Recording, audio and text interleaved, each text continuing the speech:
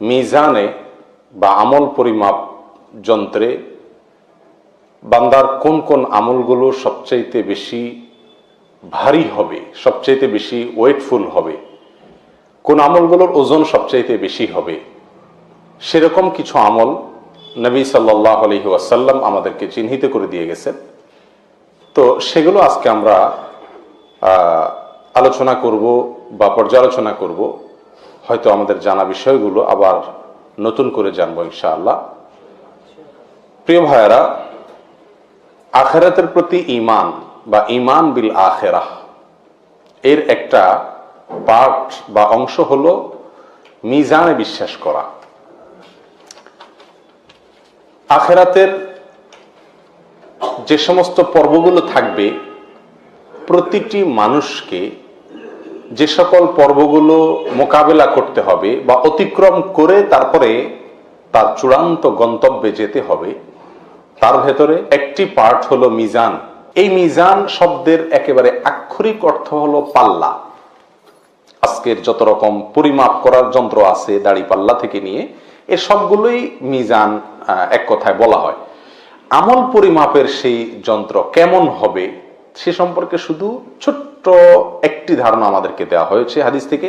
নবী আলাইহিস সালামের হাদিস থেকে বোঝা যায় যে তার দুটি পার্ট থাকবে, দুটি পার্শ্ব থাকবে। এক পাশে নেকামল, অপর পাশে বদামল রাখা হবে। এক হাদিসে পাল্লার আকৃতি, ধরন সম্পর্কে কিছুটা ধারণা দেওয়া হয়েছে।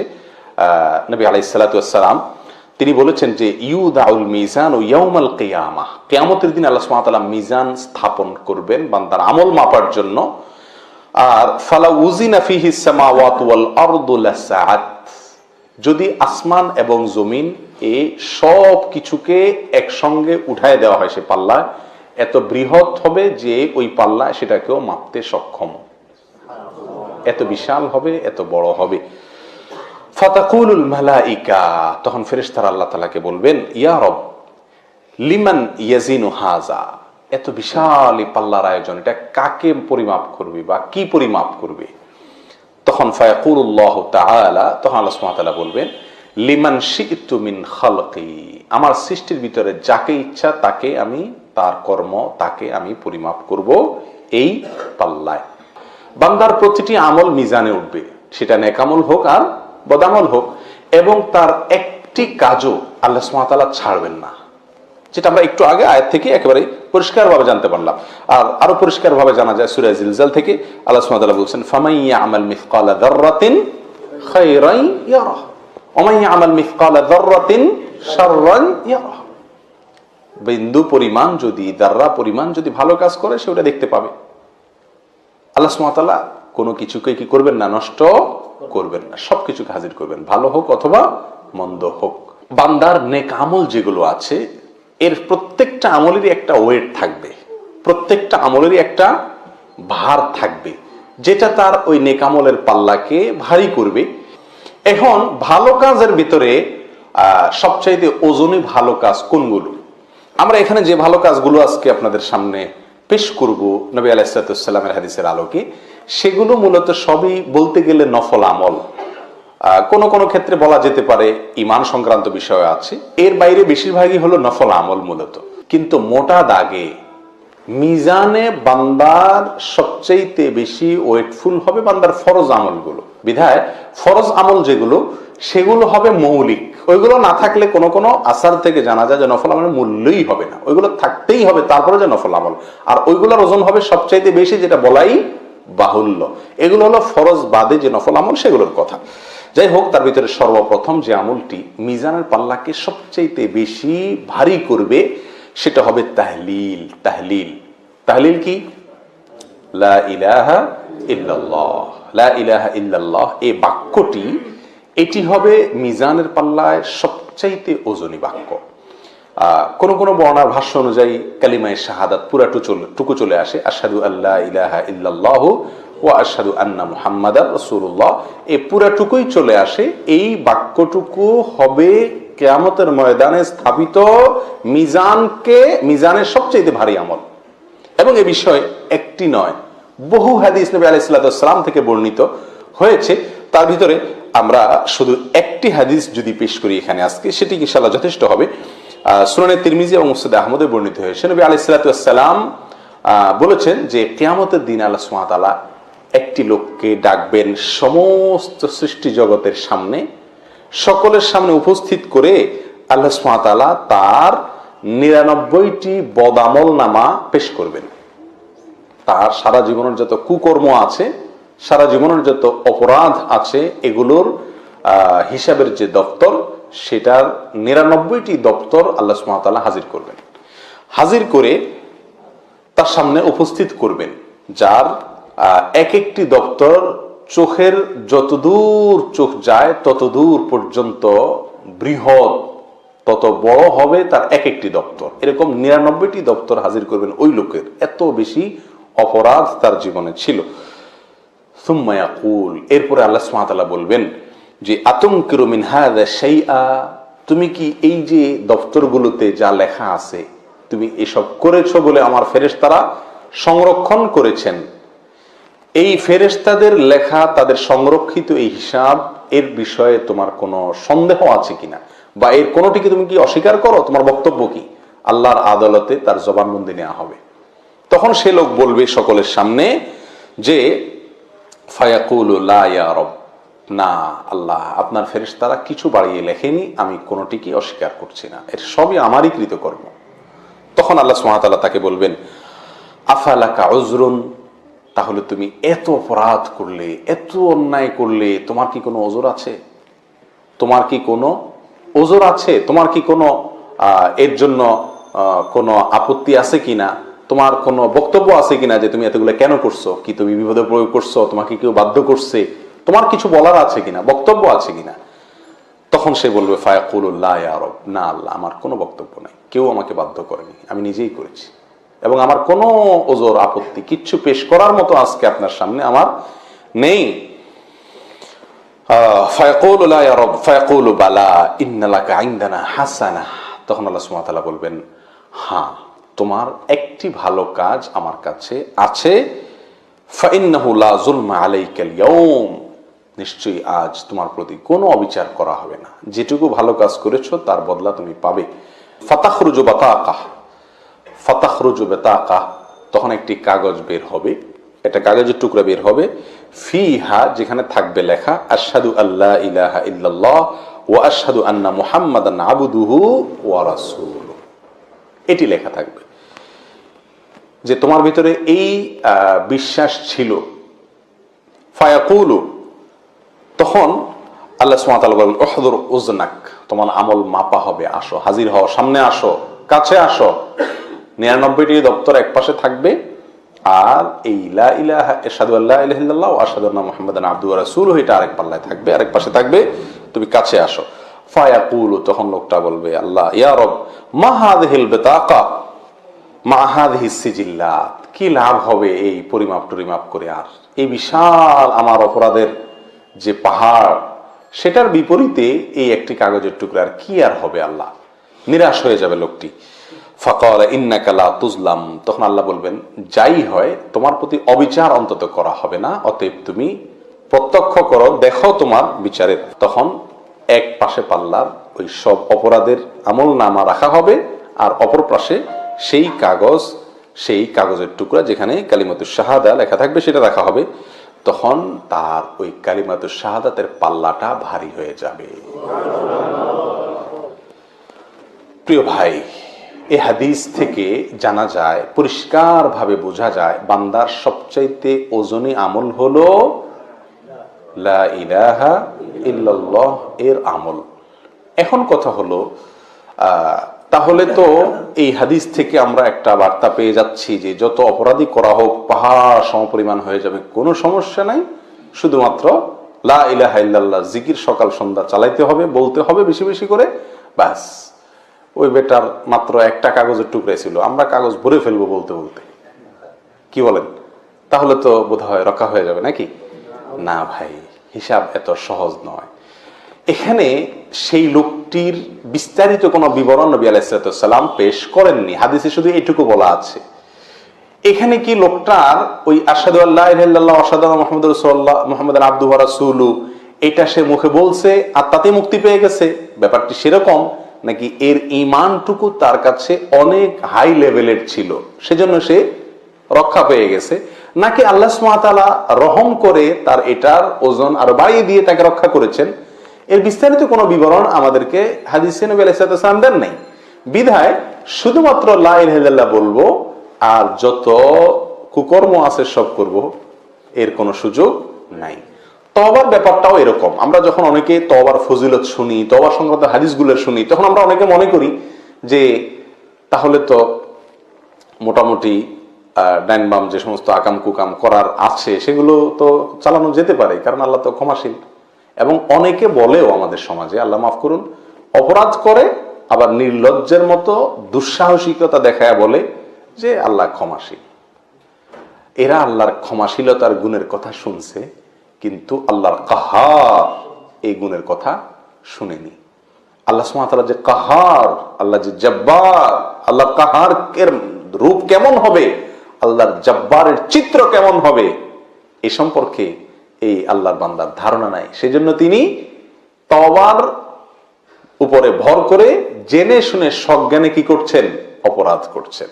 প্রিয় ভাই, বিষয়টি হলো ওই ব্যক্তির মতো যে ব্যক্তির কাছে চাকু আছে, আবার হাত কাটা গেলে, পাও কাটা গেলে সেটা সঙ্গে সঙ্গে ভালো হওয়ার মতো বা রক্ত বন্ধ হওয়ার মতো মলমও আছে। এই মলম আছে দেখে কোনো বুদ্ধিমান মানুষ চাকু দিয়ে নিজের শরীর কাটবে না। মলমটা হলো কেটে গেলে অজান্তে, অসতর্কতায় যদি কেটে যায় সেখানে মলম ব্যবহার করে, এটা হলো জ্ঞানীদের কাজ, সুস্থ মানুষের কাজ। আর অসুস্থ এবং অজ্ঞানী লোকদের কাজ, মূর্খদের কাজ, বোকা মানুষের, নির্বোধ মানুষের কাজ হলো যে তিনি কি করবেন, মলম যেহেতু আছে সেহেতু তিনি চাকু ব্যবহার করেন, যে মলম যেহেতু আছে তাহলে এটা কেটে নেই। এটা পৃথিবীর কোনো বুদ্ধিমান মানুষ করবে না। অতএব তওবা আছে সেজন্য আমি কুকাম করে নিব, লা ইলাহা ইল্লাল্লাহর পাল্লা দিয়ে আল্লাহ আমার ভারী করে দিবে, ব্যাপারটা এত সহজ নয়। প্রিয় বন্ধু, আখিরাতে নাজাতের জন্য কোন একটি আমলের প্রতি ভর করা, ভরসা করে বসে থাকা, এর চাইতে বা দু চারটি আমলের প্রতি ভরসা করে বসে থাকা, এর চাইতে নির্বুদ্ধিতা, এর চাইতে বোকামি আর কিছুই নয়।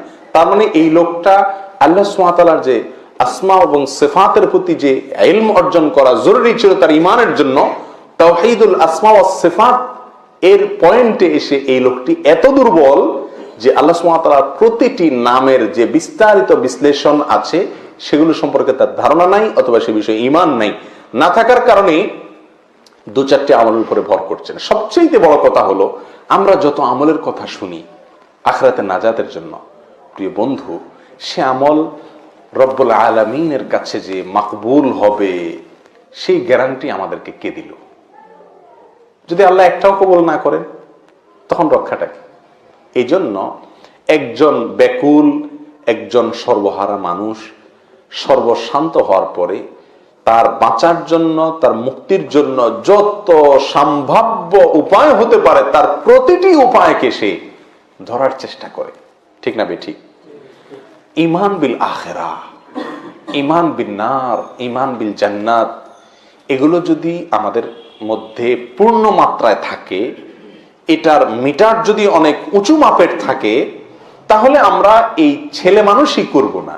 অর্থাৎ দু চারটি আমল পেলাম তাহলে তো মুক্তি সহজ হয়ে গেল, ব্যাপারটিকে এত ছোট, এত হালকা মনে করব না। বরং চাতক পাখির মতো চেয়ে থাকবো কোন আমলটি আমাকে মুক্তির জন্য পথ দেখায়, কোন আমলটি আমার নাজাতকে ত্বরান্বিত করে, যেটি পাবো, যে হাদিস থেকে পাবো, যে আয়াত থেকে পাবো, যেই জায়গা থেকে পাবো, হুমড়ি খেয়ে সেটাকে আঁকড়ে ধরবো।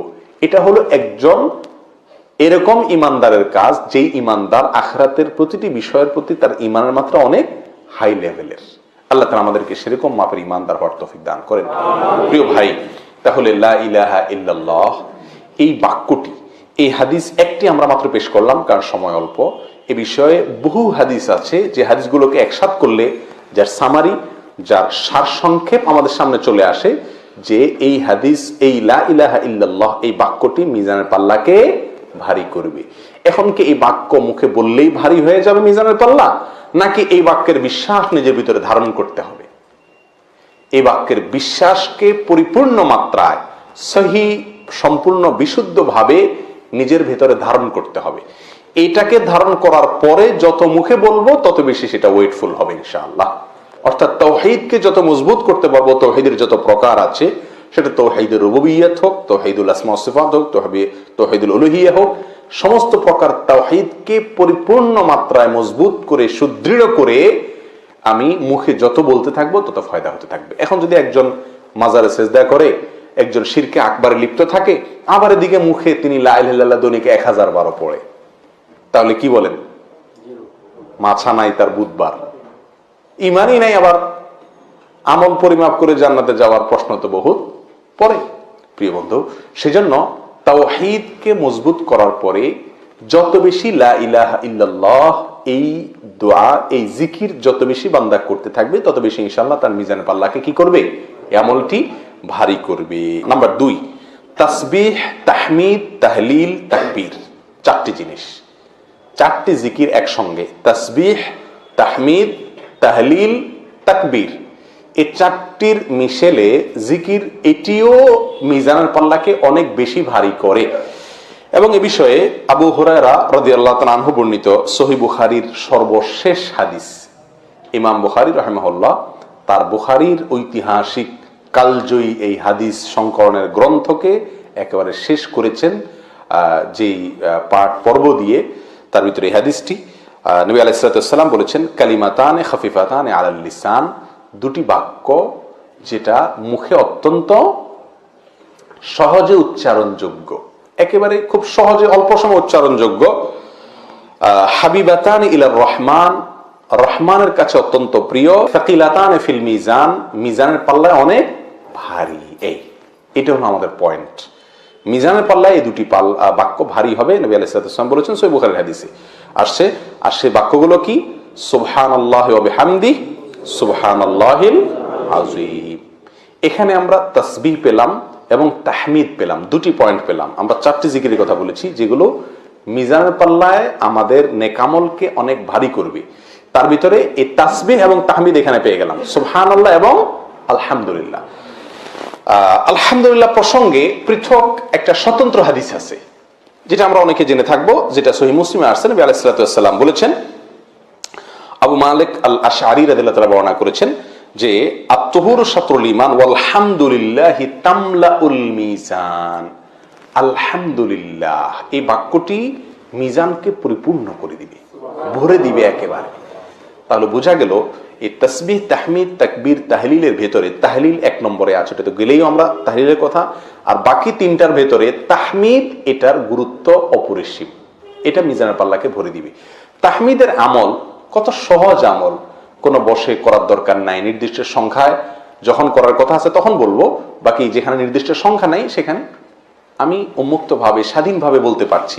প্রতিটি কাজে যদি আমি, প্রতিটি পাও ফেলতে যদি আমি আলহামদুলিল্লাহ বলি, প্রতিটি লোকমায় আমি আলহামদুলিল্লাহ বলি, প্রতিটি ভালো কাজে আমি আলহামদুলিল্লাহ বলি, মাঝে মধ্যে আলহামদুলিল্লাহ বলতে থাকি, তাহলে খুব সহজেই আমার নাজাতের রাস্তা ত্বরান্বিত আমি করতে পারি ইনশাআল্লাহ। অভ্যাসটা চেষ্টা করলেই কিন্তু তৈরি করা যায়। আমরা ওয়াও বলি, অনেক কিছু বলি, এই ওয়াও ফাও এসব না বলে যদি আলহামদুলিল্লাহর কালচার ঘরে নিজের বাসায় তৈরি করা যায়, এটাকে যদি প্রতিষ্ঠিত করা যায় যে আলহামদুলিল্লাহর খই ফুটবে, বাচ্চাদের মুখের খই ফুটবে, স্ত্রীর মুখে খই ফুটবে, মা বাপ ভাই বোন অধীনস্থ নিজের সবার মুখে শুধু খই ফুটবে, আলহামদুলিল্লাহ আলহামদুলিল্লাহ, সবকিছুতে আলহামদুলিল্লাহ, জামা পরে ফেলছো বাবা আলহামদুলিল্লাহ, রেডি হয়ে গেছো আলহামদুলিল্লাহ। এরকম যদি আলহামদুলিল্লাহর একটা রব তুলে দেওয়া যায়, একটা পরিবেশ নিজেদের বলয়ের মধ্যে আমরা গড়ে তুলতে পারি, তাহলে ইনশাআল্লাহ আল্লাহ সুবহানাহু ওয়া তাআলার কাছ থেকে আমরা অনেক জোরালো আশা করতে পারি আমাদের মিজানকে ভারী করার জন্য। যাই হোক, আর বাকি যে 2টি আমল, সে 2টি আমল সেগুলোও এসেছে। এ সম্পর্কে জুয়ারিয়া রাদিয়াল্লাহু তাআলা আনহার একটা হাদিস আছে, যেটি সহিহ মুসলিমে বর্ণিত হয়েছে। হাদিসটি আমরা অনেকেই কম বেশ জানি।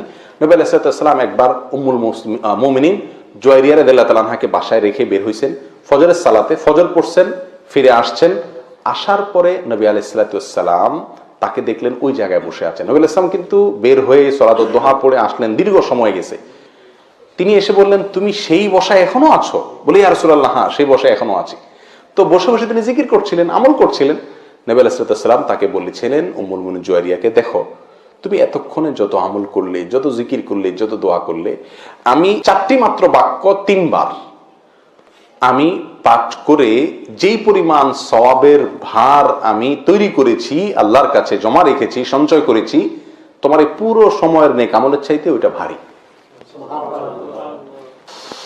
সুবহানাল্লাহি ওয়া বিহামদিহি আদাদা খালকিহি ওয়া রিদা নাফসিহি ওয়া জিনাতা আরশিহি ওয়া মিদাদা কালিমাতিহি। 4টি বাক্য, সুবহানাল্লাহি ওয়া বিহামদিহি আদাদা খালকি, অর্থাৎ আল্লাহর পবিত্রতা এবং প্রশংসায় বর্ণনা করছি তার যত সৃষ্টি জগতের যত সদস্য আছে, 18,000 মাখলুকাত না, যত আছে তত পরিমাণে, ওয়ারিদা নাফসি, এবং তত পরিমাণে যত পরিমাণ হলে আল্লাহ সন্তুষ্ট হয়ে যান, অত পরিমাণে আল্লাহর আমি পবিত্রতা এবং প্রশংসা বর্ণনা করছি। ওয়াজিনাতা আরশি, 3 নম্বর হলো আল্লাহর আরশের ওজন পরিমাণে আল্লাহর প্রশংসা এবং পবিত্রতা বর্ণনা করছি। 4 নম্বর অমিদাদা কালিমাতিহি, আল্লাহর যত কালিমাত আছে, তার যত কালি আছে সেটার সম পরিমাণে, ওটা লিখতে যত কালির প্রয়োজন হবে সেটা সম পরিমাণে আমি আল্লাহর পবিত্রতা এবং প্রশংসা বর্ণনা করছি। প্রিয় বন্ধু, এই আমলটি আজ থেকে আমরা যারা অভ্যাস আছে আলহামদুলিল্লাহ তো ভালো, আর যাদের অভ্যাস নেই তারা করে নি, সকালে ফজরের পরে এবং সন্ধ্যায় 3 বার করে সুবহানাল্লাহি ওয়া বিহামদিহি আদাদা খালকি ওয়া রিদা নাফসি ওয়া জিনাতা আরশি ওয়া মিদাদা কালিমাতি। করব তো ইনশাআল্লাহ, একেবারে পাক্কা প্রতিজ্ঞা করে নেই, আমাদের প্রিয়জনদেরকে শিখিয়ে দিই ইনশাআল্লাহ বিদিনিল্লাহ। তাহলে এই বাক্যের ভিতরে ওই যে তাকবীর, তাহমিদ, তাহলিল এগুলো আছে। 3 নম্বর আমল হলো 5 ওয়াক্ত সালাতের পরে যে সমস্ত জিকিরগুলো আছে, দোয়াগুলো আছে, সেগুলোকে নিয়মিত করা এবং করার চেষ্টা করা। আমরা তো হুট করে সালামটা ফিরে দিতে পারলেই দূর দিয়ে কখন যাব, বাঁচাবো সেই চেষ্টা করি, যান বাঁচানোর চেষ্টা করি। অথচ এই 5 ওয়াক্ত ফরজ সালাতের পরে যে আমলগুলো আছে, জিকিরগুলো, তাসবিহগুলো, এগুলোর গুরুত্ব অপরিসীম। এই বিষয়ে একটি বর্ণনা আমরা শুধু আজকে পেশ করি, চলো যে আবু দাউদ, মুসনাদ আহমদ, তিরমিজি, নাসাই, ইবনে মাজাহ ইত্যাদিতে বর্ণিত হয়েছে। সহিহ তারগিব তারহিব আল্লামা আল-বায়হাকি রাহিমাহুল্লাহ হাদিসটিকে সহিহ বলেছেন। আব্দুল্লাহ ইবনে আমর রাদিয়াল্লাহু তাআলা আনহু বর্ণনা করছেন নবী আলাইহিস সালাম থেকে, তিনি বলেছেন যে 2টি অভ্যাস আছে বান্দার, এটা যদি কোনো মুসলিম বান্দা সংরক্ষণ করে, এটাকে নিয়মিত করে, এটাকে ধরে রাখে, কন্টিনিউ করে, এটাকে না ছাড়ে, তাহলে সে জান্নাতে প্রবেশ করবেই। তার জন্য জান্নাতে প্রবেশ করা সহজ হবে, জান্নাতে সে প্রবেশ করবেই। এবং সেই 2টি আমলের দোনোটি আমল অত্যন্ত সহজ, অত্যন্ত সহজ। অথচ নবী সাল্লাল্লাহু বলছেন যে খুব কম মানুষই সে কাজটা, সে আমলগুলো করে। কি সেটা? প্রত্যেক সালাতের পরে 10 বার করে সে তাসবিহ পাঠ করবে, সুবহানাল্লাহ বলবে, ওয়া ইয়াহমাদু 10 10 বার করে তাহমিদ করবে, অর্থাৎ আল্লাহর প্রশংসা আলহামদুলিল্লাহ এটা বলবে, আর 10 বার করে তাকবীর পাঠ করবে, অর্থাৎ আল্লাহু আকবার বলবে। তাহলে 30 বার যদি প্রত্যেক ওয়াক্তে হয়, তাহলে 5 ওয়াক্তে হবে 150 বার। নবী সাল্লাল্লাহু আলাইহি বলছেন যে ফাযাকা খামসুনা ওয়া মিআ বিল লিসান, মুখে সে 150 বার বলল দিনে, ওয়া আলফুন ওয়া খামসুমিআ ফিল মিজান, সে আখিরাতে মিজানের পাল্লায় গিয়ে এটাকে 1,500 পাবে। সুবহানাল্লাহ, এই 150কে সে 1,500 সেখানে পাবে। যাই হোক, এই হাদিসে আরো অংশ আছে, আপনার শোয়ার সময় 33 বার সুবহানাল্লাহ, 33 বার আলহামদুলিল্লাহ, 34 বার আল্লাহু আকবার, সেটার কথাও আছে। সেটাও যদি কেউ পড়ে তাহলে সেটাও সমহারে মিজানের পাল্লায় সে অতিরিক্ত আল্লাহ সুবহানাহু ওয়া তাআলার কাছে পাবে। তাহলে এটি একটি আমলের কথা বলা হয়েছে। এর বাইরেও যত আমল আছে 5 ওয়াক্ত সালাতের প্রত্যেকটা ফরজ সালাতের পরে সেগুলোকে, জিকিরগুলোকে, দোয়াগুলোকে বেশি বেশি করলে মিজানের পাল্লা ইনশাআল্লাহ এটা ভারী হবে। নাম্বার 4, সন্তান যদি ছোট অবস্থায় মারা যায় আর বাবা যদি সবর করতে পারেন, বাবা মা যদি সবর করতে পারেন, তাহলে এই আমলটি যে সবর করলেন, এই সবরটি স্পেশালি, যে কোনো সবরই ওয়েটফুল, কিন্তু এই সবরটি স্পেশালি তার মিজানের পাল্লাকে অনেক ভারী করে দিবে। আল্লাহ তাআলা আমাদের কাউকে বিপদ না দেখ, যদি এসে যায় তাহলে সবরের শক্তি আল্লাহ দেখ, সামর্থ্য আমাদেরকে দেখ। এক সাহাবী তার ছোট বাচ্চাকে অনেক ভালোবাসতেন, এত বেশি ভালোবাসতেন, কিছু কিছু বাবা আছেন যারা ভালোবাসাকে লুকাতে পারেন না, প্রকাশ হয়ে যায়, অনেক বেশি ভালোবাসেন সন্তানকে। তিনি তার ছোট শিশুকে নবী আলাইহিস সালামের কাছে নিয়ে আসতেন। তো মসজিদে আসলে মুহূর্তের জন্য, ক্ষণিকের জন্য বাবা এবং ওই ছেলে শিশু পৃথক হতেন না, সারাক্ষণ গা ঘেঁষে ঘেঁষে থাকতেন এবং একে অন্যকে অনেক ভালোবাসতেন। তো একবার জিজ্ঞাসা করা হয়েছে তাদেরকে যে তোমরা এই অবস্থা হয় মসজিদে নববীতে আসলে, তাহলে বাসা বাড়িতে কি হাল, মানে তোমাদের ভালোবাসার মাত্রা, তাহলে এই যে এই মিল, এটা সেখানে আরো কত বেশি হবে। একদিন হঠাৎ লোকটি আসলো, বাচ্চাটা তার সাথে আর নাই। নবী করিম সাল্লাল্লাহু আলাইহি সাল্লাম তখন জিজ্ঞেস করলেন, কি ব্যাপার, তোমার ছেলে কই? মুখটাও খুব মলিন। তখন বললেন, ইয়া রাসূলুল্লাহ, সে তো মারা গেছে। তো খুব মনে কষ্ট, অনেক আঘাত, ছোট শিশু, আবার যদি খুব আদরের হয় তাহলে তার মৃত্যু, তার বিয়োগ অনেক কষ্টের কারণ। খুব মনে কষ্ট, খুব দুঃখ তার মনে। দুঃখ প্রকাশ করার পরে নবী করিম সাল্লাল্লাহু আলাইহি সাল্লাম বলছেন, আচ্ছা তোমার ছেলেটা বেঁচে থাকলে তোমার জন্য ভালো লাগতো, তোমার ভালো লাগতো, আর যদি এই ছেলেটা মারা গেল, কি মনে করো, তুমি যদি মারা যাও এবং তুমি জান্নাতের সামনে যাওয়ার পরে যেই দুয়ার দিয়ে যাও, সেই দুয়ার দিয়েই তোমার ছেলে তোমার জন্য দরজা খুলে দেয়, কোনটা ভালো হবে? তো সঙ্গে সঙ্গে বলছি, আসলে অবশ্যই দ্বিতীয়টা ভালো। সঙ্গে সঙ্গে তার মন ভালো গেছে, ইয়া রাসূলুল্লাহ, যদি এই হয় তা আমার আর কোনো দুঃখ নেই। কারণ এই দুনিয়ার মিলন এবং এই দুনিয়ার বিয়োগ, এটা তো বিয়োগও না, মিলনও না, এটা তো একেবারেই সাময়িক। আমাদের আসল আমাদের মিলন হবে জান্নাতে, যার পরে আর ছুটা হওয়ার কোনো সুযোগ থাকবে না। আর আসল বিচ্ছেদ আর বিয়োগ তো মৃত্যু না, এটা তো সাময়িক বিয়োগ, মৃত্যু দেখা তো হবেই। আসল বিয়োগ তো হবে সেদিন, যেদিন দুজন দুই পথের যাত্রী হয়ে যাবে চিরকালের জন্য। সেদিন যে বিচ্ছেদ হয়ে যাবে, একজন যদি জাহান্নামমুখী আর একজন জান্নাতমুখী হয়, তাহলে সে বিচ্ছেদ হবে আসল বিচ্ছেদ। তো আমি যদি আমার শিশুকে জান্নাতে পাই এবং সে আমাকে ওয়েলকাম করার জন্য জান্নাতের দুয়ার খুলে অপেক্ষা করে, ইয়া রাসূলুল্লাহ, তাহলে এই কষ্ট সহ আমার জন্য একেবারেই সহজ হয়ে গেল। প্রিয় বন্ধু, তো এই আমলটি অনেক বেশি ওয়েটফুল। আল্লাহ যদি তার কোনো বান্দাকে মুসিবত দেন, আমাদের কোনো ভাইকে মুসিবত দেন, কোনো বোনকে মুসিবত দেন, আল্লাহ তাআলা তাদেরকে সবরের শক্তিও দান করুক। প্রিয় ভাই, এই বিষয়ে মুসনাদ আহমদ একটি হাদিস, যেটি সহিহ সিলসিলা সহিহাত আল্লাহ উল্লেখ করেছেন, নবী আলাইহিস সাল্লাতু ওয়াস সালাম বলেছেন, বাহ বাহ খামসুন মা আথকালুহুন্না ফিল মিজান। ওয়াহ ওয়াহ, আমরা বলি না এই জাতীয় যে 5টি আমল আছে যেগুলো মিজানে সবচেয়ে ভারী হবে।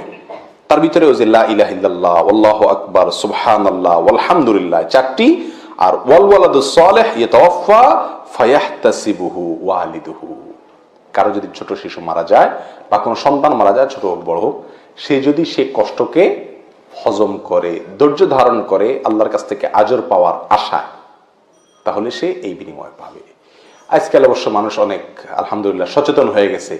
মারা গেলে হাউতাশ করে কান্নাকাটি, যেটা নিষেধ, সেই পর্যায়ে মানুষ খুব কমই যায়।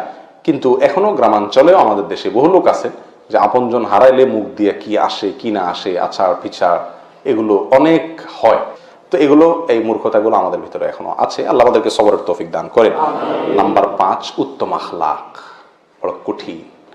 এই আমরা যে আমলগুলোর কথা বলা, এর ভিতরে সবচেয়ে কঠিন হলো এই আমলটি, উত্তম আখলাক, মাকারিমে আখলাক, উত্তম চরিত্র। এটা মিজানের পাল্লাকে ভারী করবে। অনেক ওয়েটফুল আমল, কিন্তু এটাকে আমরা আমল, ওয়েটফুল তো পরের কথা, আমলই মনে করি না। প্রিয় বন্ধু, আজ বহু লোক পাওয়া যায় সহিহ আকীদার কথা বলে, সহিহ হাদিসের কথা বলে, কোরআন সুন্নাহর অনুসরণের কথা বলেন। মাশাআল্লাহ, অনেক ভালো দিক আছে, ওয়েলকাম, সাধুবাদ তার ভালো দিকগুলোর জন্য। কিন্তু আখলাকের বেলা দেখা যায় এত নিচু, এত নিকৃষ্ট আখলাক, সেটা কেউ হয়তো তার পরিবারের সঙ্গে, কেউ তার নিজের স্ত্রীর সঙ্গে, ভাই বোনের সঙ্গে, মা বাপের সঙ্গে, অধীনস্থদের সঙ্গে, পরিচিত লোকের সঙ্গে, অপরিচিত লোকের সঙ্গে, যেখানে সেখানে মানুষের সঙ্গে কৃত আচরণ, এটা সুন্দর না করতে পারলে জান্নাতে যাওয়ার চেষ্টা অমূলক, একেবারেই দূরবর্তী চিন্তা। প্রিয় ভাই, খায়রুকুম খিয়ারুকুম খায়রুন নাস, এই ইয়েতে শিরোনামে যে হাদিসগুলো বর্ণিত হয়েছে, সেগুলোর উপরে একটা গবেষণা করে আমরা দেখছি যে 10-12টি হাদিস মৌলিকভাবে বের হয়ে আসে, আরো কিছু হাদিস আছে। এগুলো ভিতরে নবী আলাইহিস সালাম বলেছেন, তোমাদের ভিতরে উত্তম কে, তোমাদের ভিতরে শ্রেষ্ঠ কে, তোমাদের ভিতরে সবচেয়ে আল্লাহর প্রিয় কে। এই যে এই প্রশ্নের উত্তরে নবী আলাইহিস সালাম যেই ব্যক্তিকে বসিয়েছেন, যে আমলটিকে বসিয়েছেন, সেগুলোকে গবেষণা করে দেখা গেছে তার 1-2টি হলো ব্যবহারিক সরাসরি নেক আমল, আর বেশিরভাগ প্রায় 7 থেকে 8টি পয়েন্ট, এই 10-12টার ভিতরে 7 থেকে 8টি হলো বান্দার আচরণ কেন্দ্রিক, আখলাক কেন্দ্রিক। অর্থাৎ আমার উত্তম আখলাকের সাথে সম্পর্ক, আমি আল্লাহর কাছে সবচাইতে প্রিয় পাত্র হওয়ার। খায়রুকুম আহসানুকুম কদাআ, বুখারীর হাদিস। তোমাদের ভিতরে সবচেয়ে ভালো মানুষ যে লেনদেন পরিশোধ করা, দেনা পরিশোধের ব্যাপারে ভালো মানুষের পরিচয় দেয়, সমমত পরিচয় দেয়, কথা রক্ষা করে। তোমাদের ভিতরে খায়রুল আসহাবি ইনদাল্লাহি খায়রুকুম লিসাহিবি খায়রুল জিরানি ইনদাল্লাহি খায়রুকুম লিজারিহি। বন্ধু হিসাবে সবচেয়ে উত্তম বন্ধু আল্লাহর কাছে সে যে তার বন্ধুদের কাছে ভালো। তার মানে আচরণ ভালো হলে তো সবার কাছে ভালো থাকা যায়। তোমাদের ভিতরে সবচেয়ে উত্তম লোক সে যে ব্যক্তির মন্দ থেকে, তার ক্ষতি থেকে মানুষ নিরাপদ থাকে, তাকে মানুষ নিরাপদ মনে করে যে এর দ্বারা আমার ক্ষতি হবে না, তাকে দেখলে মানুষ প্রশান্তি পায় আর তার থেকে কোনো অনিষ্ট হবে না। অর্থাৎ এই সব হাদিসগুলোকে আপনি একসাথ করেন। অন্য হাদিসে রাসূলুল্লাহ সাল্লাল্লাহু আলাইহি ওয়াসাল্লাম বলেছেন যে আহাব্বুন নাসি ইলাল্লাহি আনফাউহুম লিন-নাস আও আনফাউহুম। মানুষের ভিতরে আল্লাহর কাছে সবচেয়ে প্রিয় ব্যক্তি সে যে মানুষের জন্য সবচেয়ে বেশি উপকারে আসে, তার কথায় কাজে কষ্ট মানুষের কম হয়, উপকার বেশি হয়। প্রিয় ভাই, এই আখলাক এর দুর্ভিক্ষ চলছে, আজ দুর্ভিক্ষ চলছে। বহু নেকামলকারী আছি, ওয়াল্লাহি এটাকে আমরা নেকামলই মনে করি না। আমাদের আচরণ এত ঘেউ ঘেউ, এত খারাপ, এত নোংরা, এত নিকৃষ্ট, এটা আমাদের কাছের লোকজন, আমাদের পরিজন, আমাদের প্রিয় লোকেরা, অধীনস্থরা, তারা আমাদের আসল রূপ জানে। আমরা প্রত্যেকটা লোক এই নেকামল থেকে অনেক অনেক দূরে। ইল্লা মান রাহিমা রাব্বি, হাতে গোনা কিছু লোক ব্যতিক্রম আছেন। আল মুসলিমু মান সালিমাল মুসলিমুনা মিন লিসানিহি ওয়া ইয়াদিহি। মুখ এবং হাত দিয়ে নিরাপদে থাকবে। কোথায় সে মুসলমান? প্রিয় বন্ধু, আসল আখলাক গুলোকে একেবারে ফুলের মতো করে ফেলি, একদম ফুলের মতো করে ফেলি। সবাইকে ক্ষমা করতে শিখি। আমি সবচাইতে পাহাড়ের মতো উদার মন আল্লাহ যেন আমাকে দেয়, আল্লাহর কাছ থেকে চেয়ে নেই এবং উদার মনের মানুষগুলোর সাথে চলি, ইনশাআল্লাহ ভালো হতে পারবো। আমরা অনেকেই উত্তম চরিত্রকে ভালোবাসি, অনেকে না, সবাই আমরা উত্তম চরিত্রকে ভালোবাসি। যে লোকটার ব্যবহার ভালো তাকে আমরা সবাই কি করি? ভালোবাসি। কিন্তু আমি নিজে উত্তম চরিত্র অর্জন করতে পারি না, ঠিক না বেঠিক? আবু দারদা রাদিয়াল্লাহু তাআলা থেকে বর্ণিত, নবী আলাইহিস সালাতু ওয়াস সালাম বলেছেন, মা মিন শাইইন আথকালু ফিল মিজান মিন হুসনিল খুলুক। মিজানে, কিয়ামতের ময়দানে যে মিজান স্থাপন করা হবে আখিরাতে, সেই মিজানে হুসনুল খুলুক বা উত্তম চরিত্রের চাইতে ভারী কোনো আমল হবে না। আমরা এতক্ষণ পর্যন্ত যতগুলো আমলের কথা বলছি সেগুলোর একটিতেও নবী আলাইহিস সালাম এই ভাষা ব্যবহার করেননি। খেয়াল করে দেখবেন, সেখানে বলা হয়েছে এটা ভারী হবে, ভারী হবে, ভারী হবে, লা ইলাহা ইল্লাল্লাহ বাদে বাকি ভারী হবে। কিন্তু এখানে নবী আলাইহিস সালাম ভাষাটা দেখেন, মা মিন শাইইন, কোনো কিছু আর নাই এত ভারী, যত ভারী হবে কি? উত্তম আচরণ, সুন্দর চরিত্র, ব্যবহার। এটা যত ভারী হবে অন্য কোনটা এত ভারী হবে না। প্রিয় বন্ধু, আমার নবী আলাইহিস সালামের আখলাক কেমন ছিল? হ্যাঁ, আনাস রাদিয়াল্লাহু তাআলা আনহু 10 বছর খেদমত করেছেন। খাদামতু রাসূলুল্লাহ সাল্লাল্লাহু আলাইহি ওয়াসাল্লাম 10 সিনিন, 10 বছর আমি খেদমত করেছি। তিনি বলেন, এই 10 বছরে একবারও আমাকে বলেন না এই কাজটি কেন করো নাই বা এই কাজটা কেন করলে। এর মানে নবী আলাইহিস সালাম অধীনস্থদের সাথে কত উত্তম আচরণ করতেন। আর আমরা হইলাম কি? আল্লাহু আকবার, এত দুরাচারী যে আমাদের আশপাশে যারা থাকে, যারা অধীনস্থ কাজ করে, এরা জানে আমার চরিত্রের আসল দশা। অনেক সময় আমরা একটা যুক্তি দেই, শয়তান আমাদেরকে একটা যুক্তি দেয়, লজিক দেয়। সেটা হলো যে এত ভালো মানুষ হলে মানুষ চালানো যায় না, এরা বেশি ভালো হলে সব মাথায় উঠা বসে। কথা একেবারে অমূলক না, অনেকাংশে সত্য। তো যারা এই শয়তানের এই লজিকটা গ্রহণ করে নিজের চরিত্রটাকে নষ্ট করেন, তাদের জন্য বাদশাহ হারুনুর রশিদের একটা গল্প আছে শিক্ষণীয়। তিনি একবার তার দরবারে, তার রাজ দরবারে মজলিসে একটা চাকরকে, একটা গোলামকে ডাকতেছিলেন। কয়েকবার ডাকার পরেও গোলামটা শুনেও না শোনার ভান করলো। তো বাদশার বন্ধু পাশে বসা ছিলেন, তিনি বললেন, দোস্ত, এই তোমার বাদশাহী না, একটা গোলাম এতবার ডাকলা, কোনো বেইলি দিল না তোমার, কি বাদশাহী করো ভাই, এটা কথা হইল? হ্যাঁ। তো বাদশাহ বলতেছেন যে, দোস্ত, আমি যখন আমার আচরণটাকে খারাপ করি তখন এগুলা সব সুইচের মতো সোজা হয়ে যায়, আর আমি যখন একটু ভালো হয়ে যায় সবগুলা মাথায় উঠা বসে। তো আমি হিসাব করলাম যে ওদেরকে ভালো করতে হলে আমি খারাপ হওয়া লাগে, আর আমি ভালো হলে ওরা খারাপ হয়ে যায়। তাহলে আমার কাছে গুরুত্বপূর্ণ কোনটা? আমার নিজের চরিত্রটা ভালো থাকা নাকি তারে ভালো করা? কোনটা গুরুত্বপূর্ণ? আমার নিজেরটা। কো আনফুসাকুম, তারপরে না আহলিকুম। আমি খারাপ হয়ে তারে ভালো করলাম, তো সে তো ভালো থাকলো, কিন্তু আমি তো খারাপ হয়ে গেলাম, লাভ তো হলো না, লস হয়ে গেল। উত্তর পাইছেন? তাহলে বাদশাহ হারুন রশিদের এই গল্পের ভিতরে উত্তর আছে কি নাই? যারা দুর্ব্যবহার করে যে না অধীনস্থদেরকে ছাড় দিলে এরা মাথায় উঠা যায় না, এদেরকে ধরতে হয়, একটু কোল ডাউন, সুন্দর আচরণ দিয়ে মানুষকে সংশোধন করা যায়। আমি বলছি না যে আপনি কাউকে রাগ করেন না, রাগ করেন, নিকৃষ্ট পর্যায়ে চলে যেন না। গালমন্দ, মুখ খারাপ, অনেক ভালো ভালো মানুষও আমরা তলে তলে এই কামগুলা করি, মানুষের সামনে না। ওইটা ওই আমার বউয়ে জানে, হ্যাঁ বোনে জানে, চাকর বাকর আশপাশের লোকজন জানে, আরে কত বড় শেখ সাজে, এর রূপ তো আমি জানি, ঠিক না বেঠিক? আর এই জন্য চেয়ারম্যান চারিত্রিক সনদপত্র কমিশনার চেয়ারম্যান সাহেব দিবে না, মেম্বার সাহেব দিবে না, কে দিবে? বউয়ে দিবে। তোমাদের ভিতরে সবচেয়ে উত্তম হলো সে খায়রুকুম লিআহলিহি, যে তার পরিবারের লোকের কাছে ভালো, সে আসল ভালো। আজকে যা বউরে জিজ্ঞেস করবেন, পরিবার লোকদের জিজ্ঞেস করবেন যে আসলে ইমানে আমানে বলো আমি কি ভালো কিনা। যদি বলে হ্যাঁ, একেবারে দিল থেকে বলতে তুমি চাইছে তুমি একটা ভালো মানুষ, তাহলে আপনি আসলেই ভালো। আর যদি বলে যে তোমার ভালো রূপ তো আমি জানি, তাহলে বুঝবেন আপনি আর ভালো হতে পারলেন না। তাহলে এই হাদিসগুলোকে আমরা সামনে রাখলে দেখি প্রিয় বন্ধু, ভালো হওয়াটা অধিক তাসবিহ, অধিক তাহলিল, বিশেষ নফল নামাজ, বিশেষ দান সদকা, এগুলোর সাথে যতটা সম্পর্কযুক্ত, তার চাইতে কোন কোন দিক থেকে, সব দিক থেকে, কোন কোন দিক থেকে অনেক বেশি সম্পর্কযুক্ত হলো আমার কিসের সাথে? আচার আচরণের সাথে। এটা আমার মিজানের পাল্লা আমার নেকামলকে অনেক ওজনে করে দিবে। তাহলে আমি কেন আমার মিজানের পাল্লা, আমার আমলকে আমি হালকা করব? চরিত্র চেঞ্জ করবো তো ইনশাআল্লাহ। আল্লাহ আমাদেরকে তৌফিক দান করুন। প্রিয় বন্ধু, ওর চরিত্রকে সুন্দর করার জন্য দুটি পয়েন্টের কথা বলেছিলাম। নাম্বার 1, যাদের ঘেউ ঘেউ করার অভ্যাস আছে, এই চালাল মার্কা মানুষের সাথে কম চলবেন। ভালো উত্তম ব্যবহারের যে মানুষগুলো আছে তাদের সাথে বেশি চলবেন। ডাইভার্ট করে আপনার ভিতরে ইনশাআল্লাহ ভালো গুণটা আসবে। আর নবী আলাইহিস সালাম যে দোয়া শিখাইছেন সে দোয়াটা আমরা বেশি করবো ইনশাআল্লাহ। আর এই দোয়াটা বিভিন্ন হাদিসে বর্ণিত হয়েছে, সহিহ মুসলিমে বর্ণিত হয়েছে, তার ভাষাটা একটু ব্যতিক্রম, তিরমিজিতে এবং মুসনাদে আহমদে বর্ণিত হয়েছে, তার ভাষাটা একটু ব্যতিক্রম, কিন্তু মূল বিষয় একই। দোয়াটি হলো এই, আল্লাহুম্মা হদিনি লিআহসানিল আখলাক, আল্লাহ আমাকে সবচেয়ে সুন্দর আখলাকের পথ দেখায় দেন, আল্লাহ সবচেয়ে সুন্দর আখলাকের পথ দেখায় দেন। ফাইন্নাহু লা ইয়াহদি লিআহসানিহা ইল্লা আনত, কারণ আপনি ছাড়া আর কেউ সুন্দর আখলাকের, সুন্দর আচরণের পথ দেখাতে পারবে না। এখানে পথ দেখানো বলতে একেবারে সুন্দর আচরণকারী বানিয়ে দেওয়া।